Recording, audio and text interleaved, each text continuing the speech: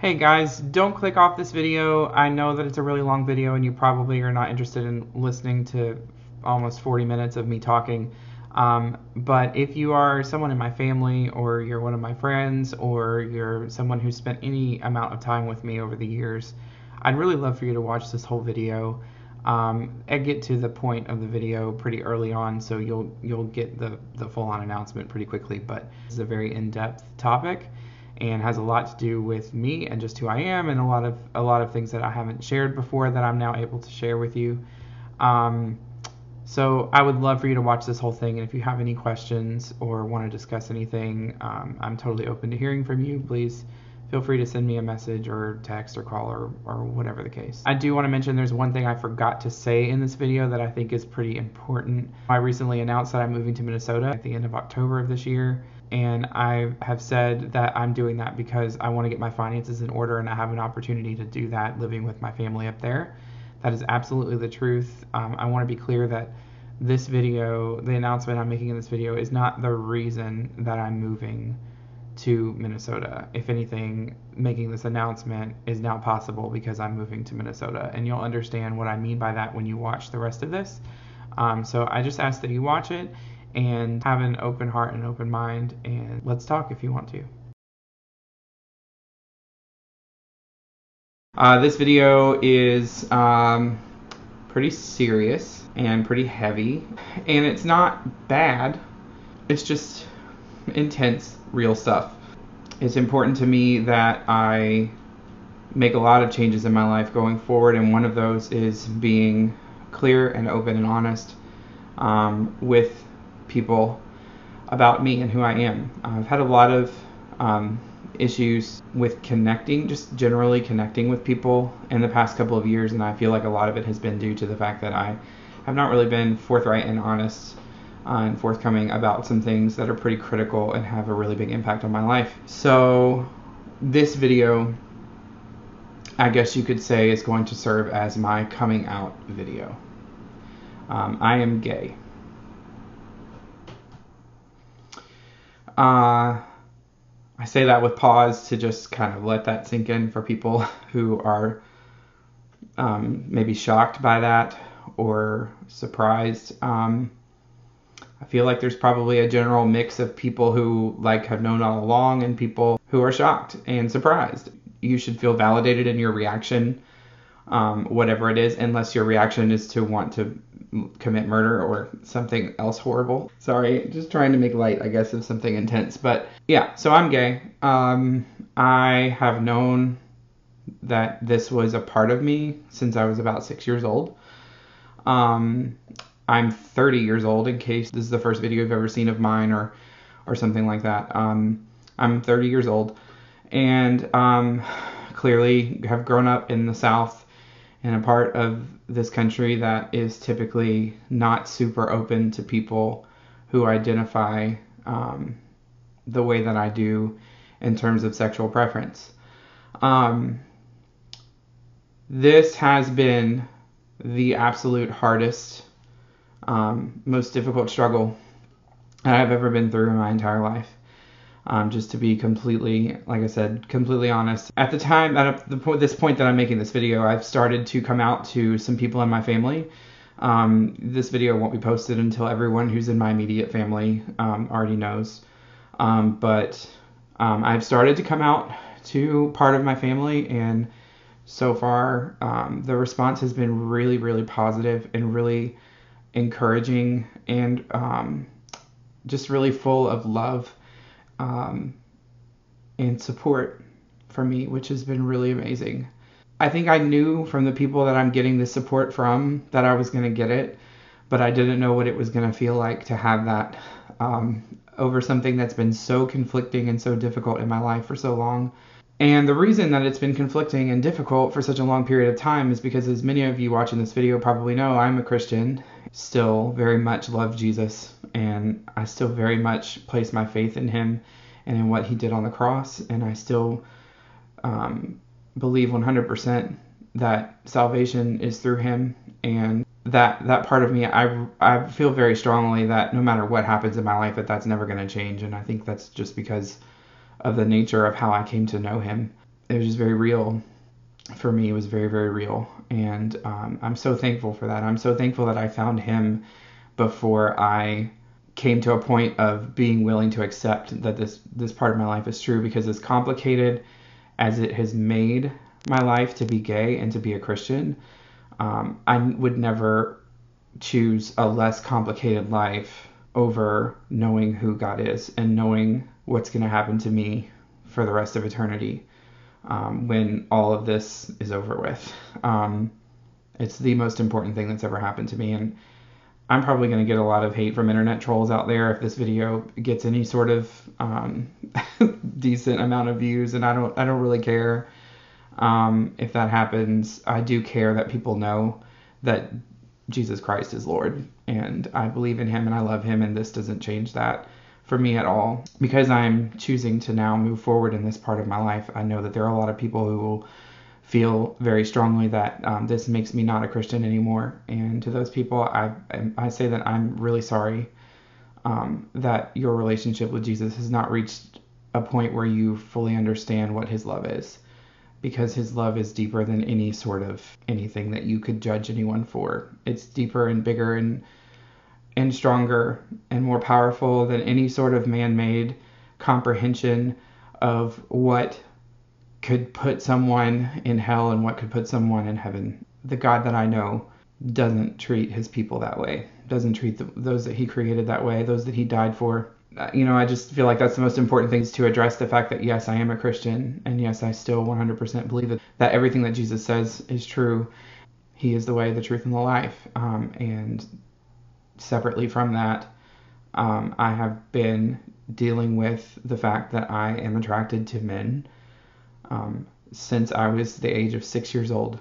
At the age of 6, you might wonder how a person can feel attracted to men, but I certainly felt it. It was real. I can tell you that there was a time where I was at home and my sister was there and the TV was on, and it was on CMT for whatever reason. My mom was a big fan of country music. I called my sister over into the room because I wanted to know who was on the TV, and she said it was Clint Black.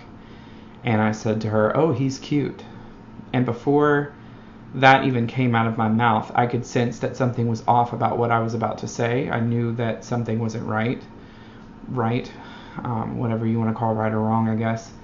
And after I said that, she responded, "Oh, well, you don't really say that about other boys." Which, coming from my sister, was probably the best way she could have handled it, because at the age of 13 in the 90s, who knows how to handle that situation. From that point forward until I was about the age of 20, I got really, really good. And when I say got really good, I mean like kind of immediately. I was very good at putting everything that I was feeling for guys just straight back in the back of my head. Like if somebody walked by and I found them attractive, it was immediately, I pushed it back. I didn't think about it. I wouldn't let myself linger on it. I don't know how I did that.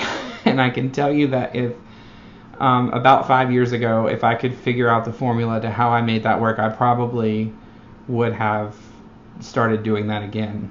But in the midst of all of that, certainly there were moments where I would find a woman to be attractive. I could appreciate a womanly figure as attractive, but I found myself being more attracted to men than women. But because I was pushing those thoughts back so quickly, it was as if I was almost asexual. I didn't really.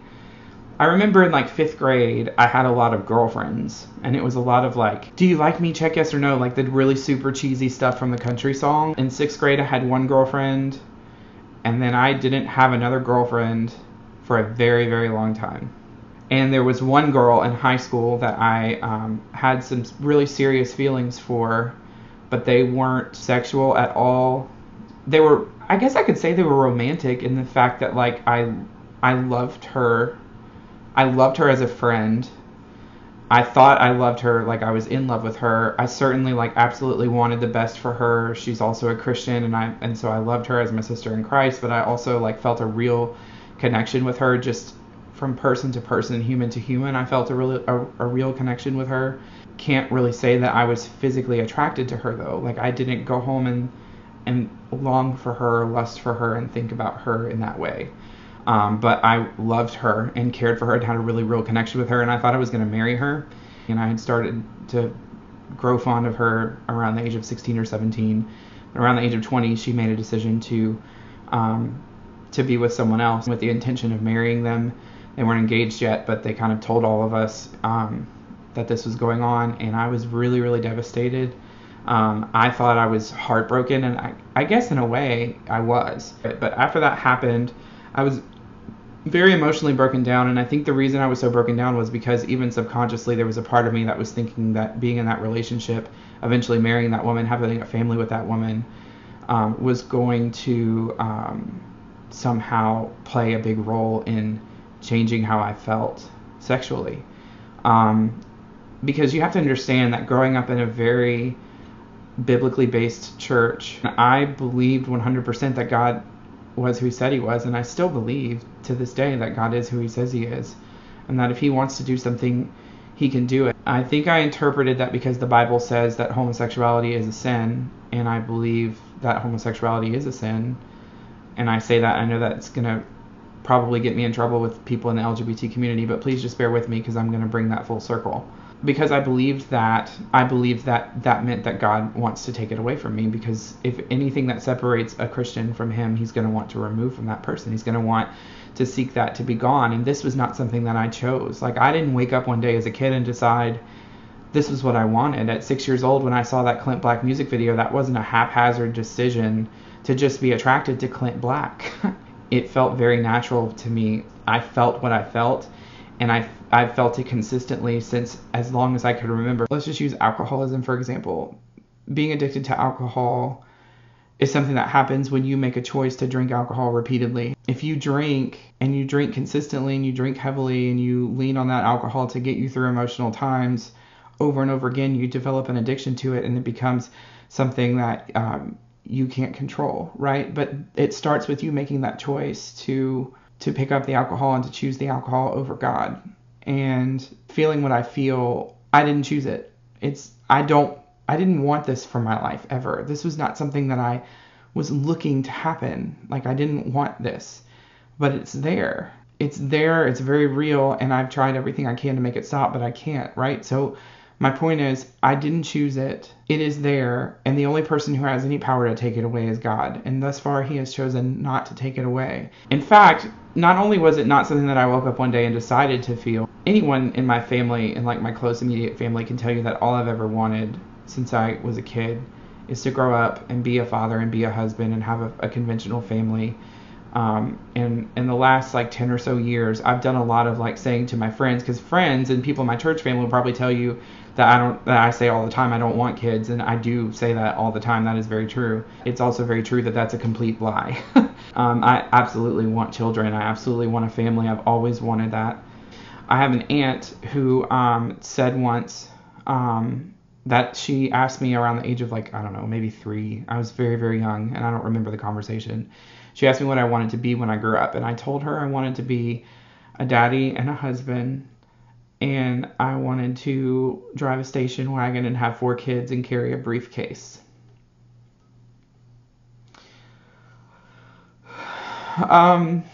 It's really hard for me to think about that,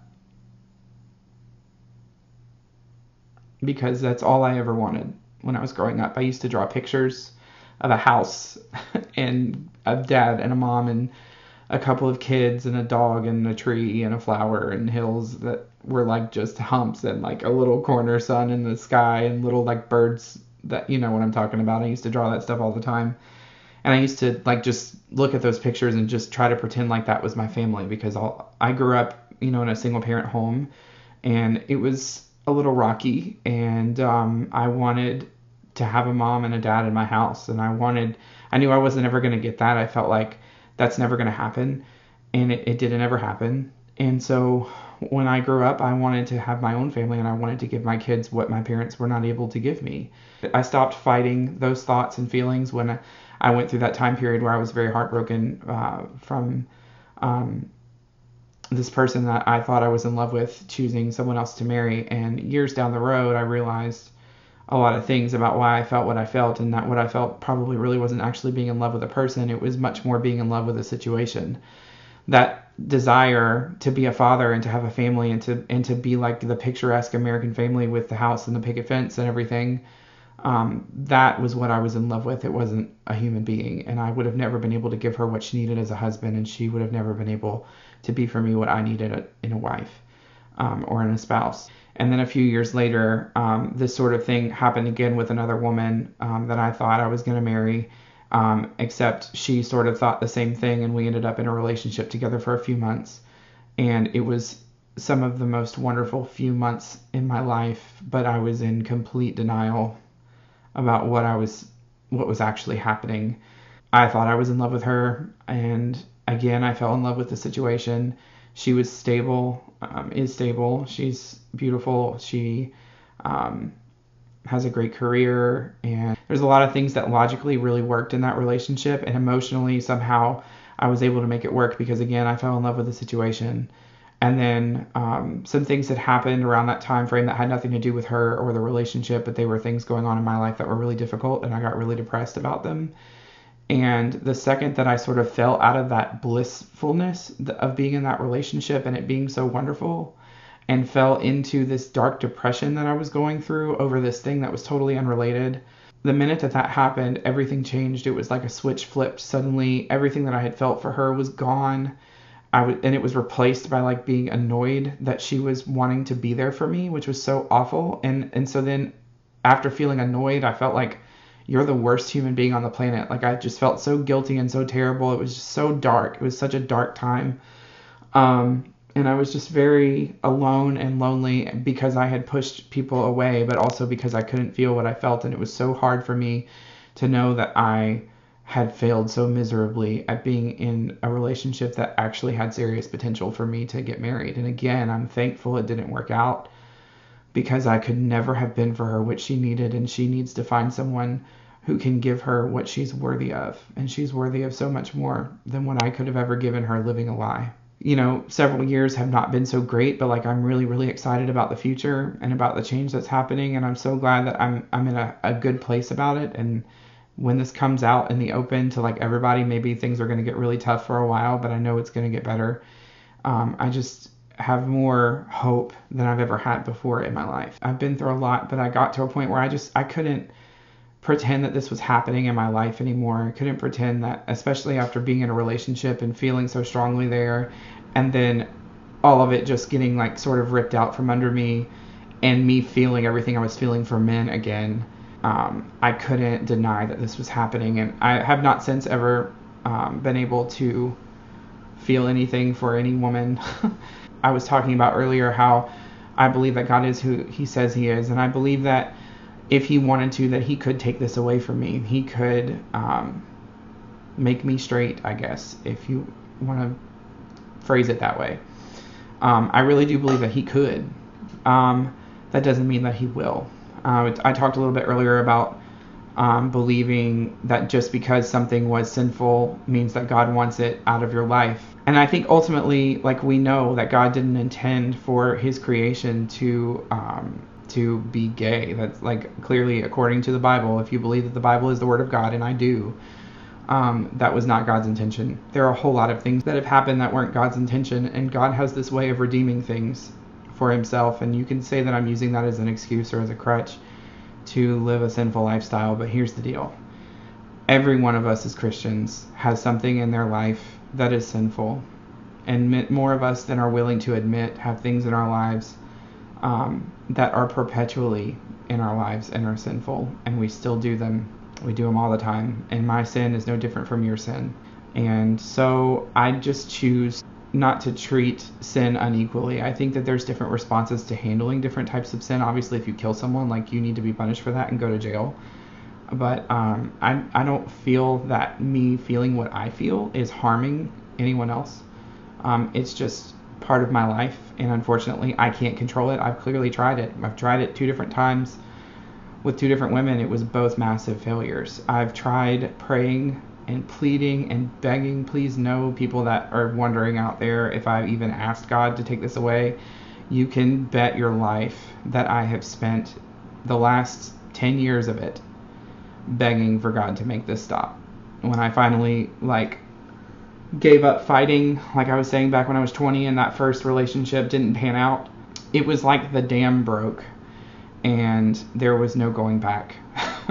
Like all that skill that I had and somehow pushing all those thoughts to the back of my mind, I can't do with that anymore. I have no control over how I feel. I do, however, have control over what I do. And so for a long time I thought, well, if I do good things and if I serve in ministry in my church and I do it faithfully and I'm there consistently and serving, and I talk to people and love people and treat them with respect and work on my relationships, and if I try to reverse some of the things that I feel like in my environment may have caused as a childhood for me to end up feeling how I feel, if I try to just strengthen the healthy relationships in my life, or maybe even the unhealthy ones, strengthen those with men in my life, men in my family, men that were around me. And I mean not sexual relationships clearly, I mean just friendships and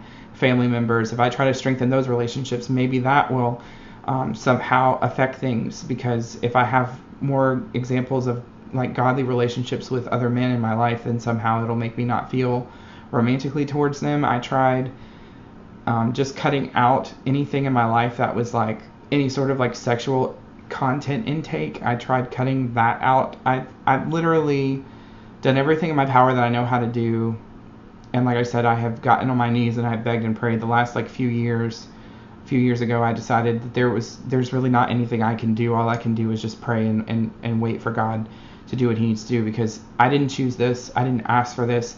It happened to me. And things that happen to you, you can't undo them, especially when they're so ingrained in the fiber of who you are. And I'm not saying God created me this way. I don't believe that he did. And I know a lot of people in the LGBT community will probably get mad at me for saying that. I can't tell you what he did in your life. I can tell you, I don't feel that I've reached a place in my relationship with God where he has told me, I made you the way that you are in terms of your sexuality. I feel like it's environmental, and I don't really want to get into the details of that in this video. But that's what I feel about my life, and I can only speak for my life. I can't speak for anyone else's. So being that I got to a point where I realized the only thing I can do, the only thing that I can control is how I handle it, I decided that if I was going to be gay, that I was still going to have the same outlook in terms of meeting someone and having a family. In my younger years in high school, I wanted to wait for marriage to have sex. I wanted to, meet a woman, fall in love with her, not have sex with her, marry her, consummate the marriage, whatever, have children. I wanted to do it the godly, biblical way. That was what I wanted for my life. I believed that was the best way to do it. And I just wasn't able to do it that way. But that didn't mean that I had to go out and sleep around all over the place and be, a sexual deviant. And, just because I was gay didn't mean I had to live like anyone else does as a gay person. I could do it in as godly a way as I possibly knew how. And so my goal became to meet a man who is like me, a Christian, who loved the Lord, who wanted to serve the Lord, who understands how important ministry is and wanted to serve within the church, but also just happens to feel what he feels for other men and can't control it. I know I can't be the only person in the world who fits that demographic like I do. So I felt like, I can find this guy. This guy exists. He's got to. And finding that guy became real hard. Very, very difficult. And it was very depressing trying to do that and be in the closet and hide who I was. I was having conversations, and I know I haven't really talked a whole lot about this, but I was counseled from the age of 18 or 19, maybe even 17. I started talking to a spiritual advisor of mine about this issue, someone in my church, someone in upper leadership of my church. And I confided in him and told him what was going on. And I'm so thankful that I did, because he encouraged me in a lot of ways. He was not judgmental. He was not damning. He didn't tell me that I was going to go to hell if I didn't change what I was feeling. He has never said that to me. He's never said anything like that to me at all. And I'm so thankful that I went to him, because he helped me to sort of understand it in ways that I don't think I could have understood it without some input and some just information about homosexuality and about Christianity and about what God has to say about it. And had I not had him in my life to talk to me about that, I really do think that like one of those really dark times that came when I was 24, when I was going to end it, would have come a lot earlier, and I think I probably would have followed through, because if you had again told me at the age of 18 or 19 that I was going to have to come out as gay and live the rest of my life as a gay man, there is no way I would not have killed myself. Like, I know I would have. I wanted a family so desperately. I wanted a normal American family so desperately that if you had told me that, I would have had a complete breakdown and I probably would have ended my life. So had it not been for him encouraging me to seek the face of God and to just not worry so much about who I was going to marry and what my sexuality was, and just focus on God and focus on me and him and pray and get in the Word and work on my relationship with him, and God would be faithful to me, and all I had to do was be faithful to him. If I hadn't had that encouragement, I just know it would have been really dark. It would have been really bad.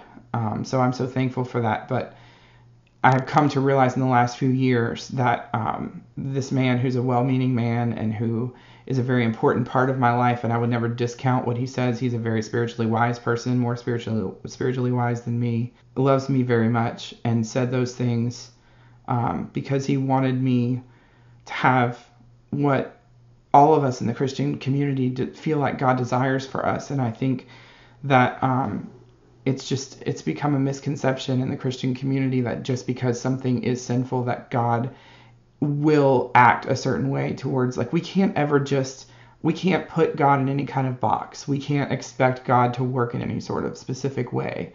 And that's what I was doing for so long. And there was a point that I came to where I realized, like, God was kind of saying to me all along, like, I know that you expect this of me, but I am who I am, and I'm going to move how I'm going to move. And I need to know that you're going to be faithful to me even if I never do this. And I will always be faithful to God. But I also know that it says right there in the Bible in Genesis that it was not good for man to be alone. So he created someone for man to be with them. He didn't create us as beings who are supposed to move through life alone. I'm never going to renounce him. I'm never going to renounce Christianity. My faith is my faith, and it's real. And I know that I know God personally because of my relationship with him through Jesus Christ. So I believe that I will always be faithful to him. But I don't believe anymore that just because something is sinful that he's just going to make a way for it to stop. That was really important for me in the beginning part of me dealing with this.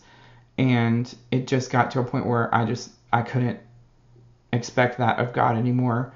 And I couldn't expect for me to just live my life alone anymore. And I felt very alienated and just very disconnected from everyone around me and from even my church. And a lot of it was due to my own decisions. I'm not blaming or pointing the finger at anyone. I'm certainly not blaming or pointing the finger at the person who had been advising me through this situation. But I can't be alone anymore. And so that's why I'm coming out. I've lived alone since I was how old was I? 23 when I bought the house in St. Martin. And I lived there until just a few months ago, largely for the most part alone. A couple of months I had roommates 1 year, and a couple of months I had roommates another year. I've lived alone, and it's been hard going to that house alone. Sometimes it was a place of solace and a place to get away and get into my thoughts, but sometimes it was a really deep, dark hole, and I didn't want to be there alone all the time, and it was really, really terrible and sad. I started this process in the last couple of years of just trying to meet people in the gay community, and I didn't want to do it in gay bars, and so dating apps were really kind of the only way. But I couldn't post my face picture because I wasn't out, because that would require my church to basically very quickly make some decisions about whether or not they could support people in ministry being openly gay. And I've been serving in leadership for like 10 years of a ministry that's very, very forefront in the church. And my pastor up until this point was, like I said, encouraging me to seek God and to not act on what I was feeling, and I hadn't been. I had been completely faithful in that way and completely sexually pure in the sense of like actually acting on it and meeting someone and doing anything sexual. So I wanted to start meeting people because I didn't have any gay people in my circles. I wanted to start meeting gay people who I could talk to and learn about and get to know. And so I started making profiles on a couple of dating apps to try to meet guys who were gay just so I could be friends with them. And that was really hard to do because I couldn't post my face picture. Nobody would talk to me because nobody would trust me. because I couldn't show them who I was. And that sort of just naturally progressed to me using other sites and just trying to eventually meet people. And it was just such a difficult process, and I've yet to really finding that guy that I thought that I was telling you I would marry, or that I would, be able to have a family with and be able to live as much of a Christian lifestyle as we possibly could as two gay men. That was what I wanted to find, and it was really impossible, and that became really depressing for me too, because I couldn't find that. And I'm not going to lie to you, it became so difficult and so hard and depressing that many times I took the easy way out and just sort of tried to get out all this built up energy that I was feeling by meeting people in all the ways that I said before that I didn't want to, the path that I didn't want to go down. And I made a lot of decisions that I'm not really proud of, because I got just so depressed and so sad about where I was, and I just wanted to connect and wanted to feel like I mattered to people and that I was good enough the way that I was, and I didn't have to be something else. And that just was not the way to go about it. I should have done what I'm doing right now, a long time ago, but I was just too afraid, and now I just have gotten past the fear, and I'm to the point where I've realized that if I don't do this, I'm going to be unhappy for the rest of my life. I looked back at my 20s and I realized that I had very little to show for it. A house full of a bunch of crap that I don't really need is really what I have now, and that was really sad for me. And I can't keep living life the way I've been living it, and change has got to come. So change is coming. I'm planning on getting myself in shape physically and spiritually and emotionally. When I get out to Minnesota, I plan on seeing a therapist, because I really think that mental health is really important. And I've been through a lot of depression and a lot of really dark times, and I've not really sought outside of spiritual counsel through the church that I'm part of. I've not really sought like mental health counsel, and I think that it would be really critical for me to not only just reconnect with God and reconnect with people, but also get some insight from a professional when it comes to mental health about what's healthy and what's not, and how to really work on who I am. I want to work on every piece of who I am. So physically, emotionally, spiritually, mentally. I want to be a healthy overall human being and be able to eventually find love and know love for the first time, like real, I love you and I want to be with you for the rest of my days kind of love. Not just falling in love with a situation, but falling in love with a person, and being committed in that relationship. I really want to know that, and I really feel like I can. It's just going to take some work, and I'm willing to put that work in. So if you've watched this far, I appreciate you for doing that and for getting to know this piece of me. If you have things to say about this that are not positive, I ask that you just reserve them for yourself. And by positive, I don't mean I only want to hear from you if you support my decision. I'm not saying that at all. I just mean like mean-spiritedness and negativity of any kind, I'm not interested in hearing. So please just keep that to yourself. I hope that if you loved me before, that you still love me now. I hope that this doesn't change anything, because this has been here my whole life. So if you did love me before and you don't love me now, it's only because I'm telling you, not because anything is different about who I am. I understand that this is going to be hard for some people to accept and be okay with, but I'm seeking now to surround myself with people who are going to only bring light into my life and not darkness. I've had way too much darkness in my life, and it's time for me to be a strong, motivated, and loved individual. An individual who loves other people. I saw a shirt the other day that somebody was wearing at the Saints game that said positive vibes only, and I want that shirt. Like, I think I'm going to have somebody make me that shirt, because I love that. I kind of just want to buy like a ton of them and wear them like every day, like, and walk around with the shirt on that says positive vibes only, because I honestly, this situation is, I know, still controversial for a lot of people, and I know a lot has changed and things have progressed a lot in this country and people are a lot more accepting than they used to be, but I'm anticipating to get some pretty bad feedback from this. So if you're a Christian person and you still care about who I am and you still love me, I appreciate you and I love you too. And I ask for your prayers for me during this time to just be able to keep pushing forward and keep being who I am and not let the darkness overtake. It's time to be who I truly am. And I hope that you get to see a lot more authentic, a lot more real version of me moving forward now that this has come to the light. I guess that's it. Thanks for watching and have a great day.